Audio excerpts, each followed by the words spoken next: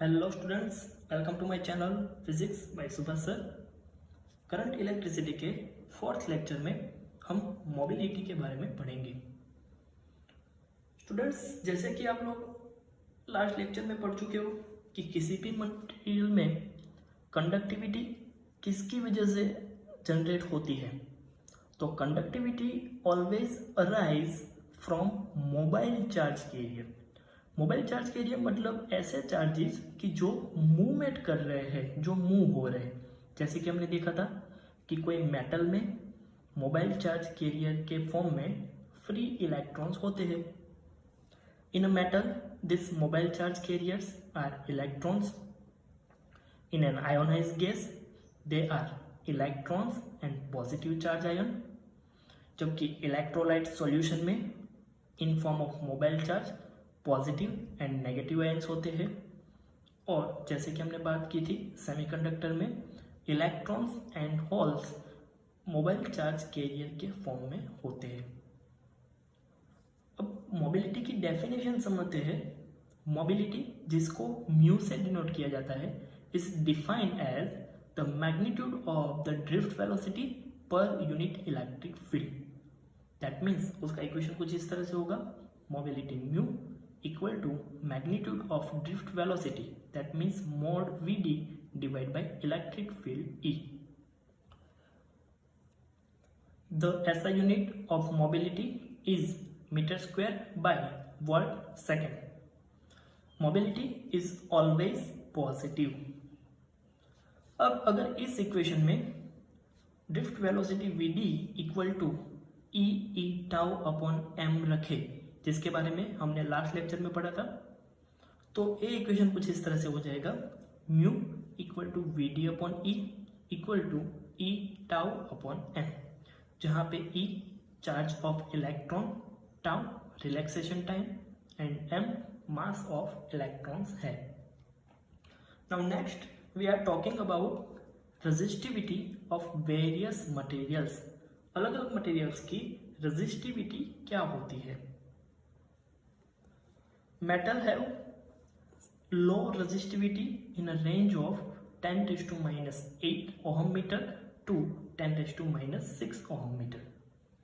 अगर इंसुलेटर की बात करें, जैसे कि सिरामिक, रबर, प्लास्टिक्स, तो इसकी रेजिस्टिविटी मेटल की रेजिस्टिविटी से 10⁻18 टाइम ज़्यादा होती है।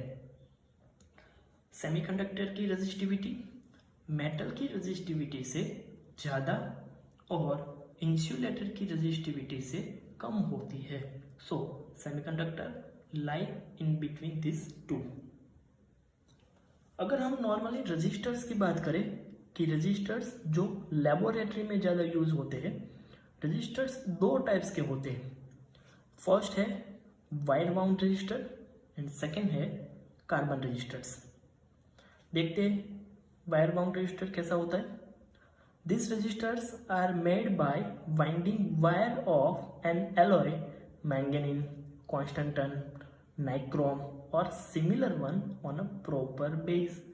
मतलब इस रेजिस्टर्स में कोई प्रॉपर बेस के ऊपर एलॉयज का मतलब आपको पता होगा, जो डिफरेंट डिफरेंट मेटल का मिक्सचर करके बनाया जाता है, उसको एलॉय बोलते हैं। तो मैंगनीन, कॉन्स्टेंटन, नाइक्रोम, ऐसे एलॉयज को प्रॉपर बेस के ऊपर वाउंड करके वायर बाउंड रेजिस्टर्स बनाया जाता है। The resistivity of such materials does not change appreciably with a temperature.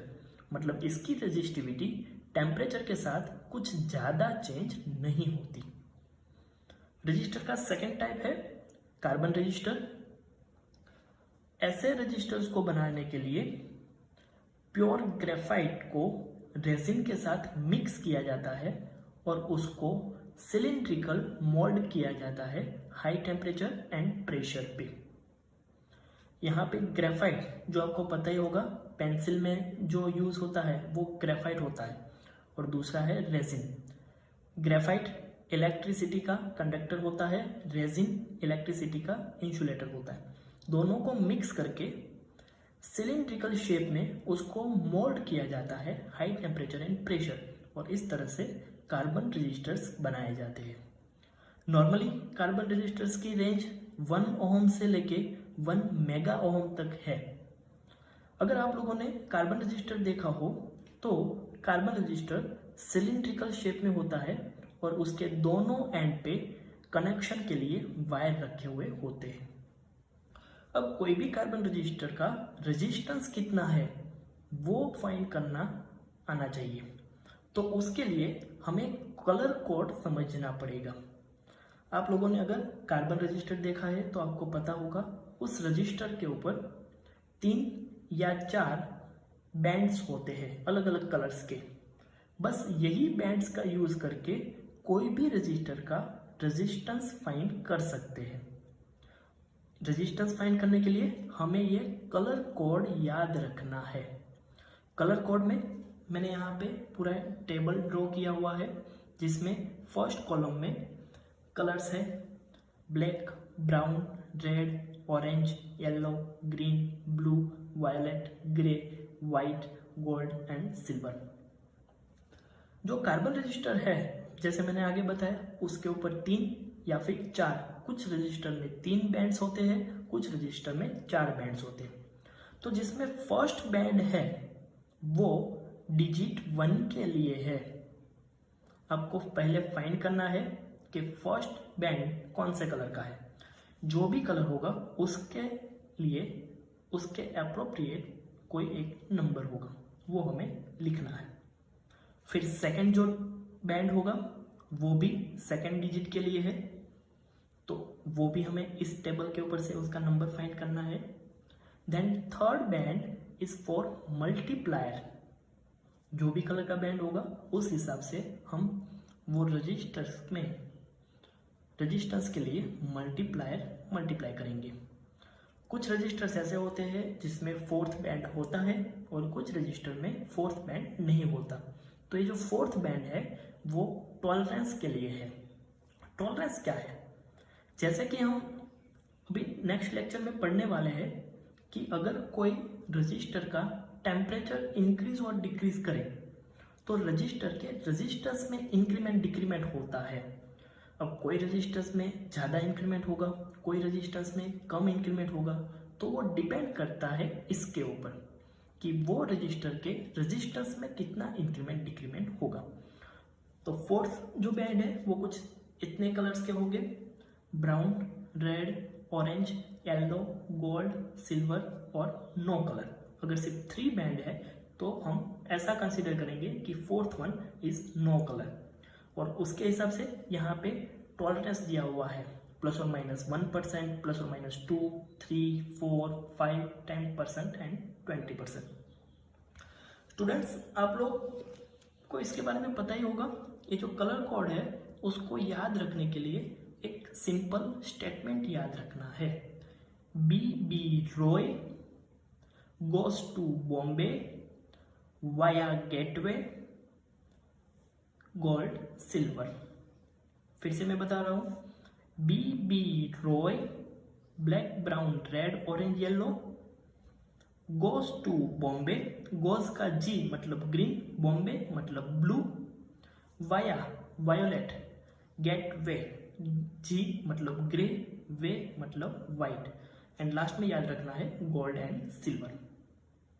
एक एग्जांपल यहाँ पे मैंने दिखाया हुआ है कि अगर कोई रजिस्टर है उसके ऊपर के चारों बैंड कुछ इस तरह से, फर्स्ट बैंड येलो कलर का है, सेकंड बैंड वायोलेट कलर का, third orange and 4th gold colour का है। तो इस रजिस्टर का रेजिस्टेंस कैसे फाइंड करें? तो फर्स्ट है फर्स्ट डिजिट के लिए येलो कलर मतलब 4, तो हमने लिखा यहाँ पे 4। सेकंड है वायोलेट कलर मतलब सेकंड डिजिट के लिए 7, तो 4 के बाद 7। थर्ड वन मल्टीप्लायर का होता है ऑरेंज कलर, ऑरेंज के लिए मल्टीप्लायर होता है 10⁻³ ओम, तो मल्टीप्लाई कर दिया हमने 10⁻³ ohm. And 4th band is gold colour का टॉलरेंस होता है ±5%, तो यहाँ पे हमने लिख दिया ±5%। तो इस रजिस्टर का रेजिस्टेंस होगा 47 × 10⁻³ ओम ±5%। मतलब अगर टेम्परेचर में कितना भी इंक्रीमेंट डिक्रीमेंट हुआ ये जो रेजिस्टेंस की वैल्यू है 47 किलो ओम, उसमें ज़्यादा से ज़्यादा 5%, ये जो रेजिस्टेंस है उसका 5% इंक्रीमेंट या फिर डिक्रीमेंट हो सकता है, उससे ज़्यादा यहाँ पे इंक्रीमेंट डिक्रीमेंट नहीं होगा।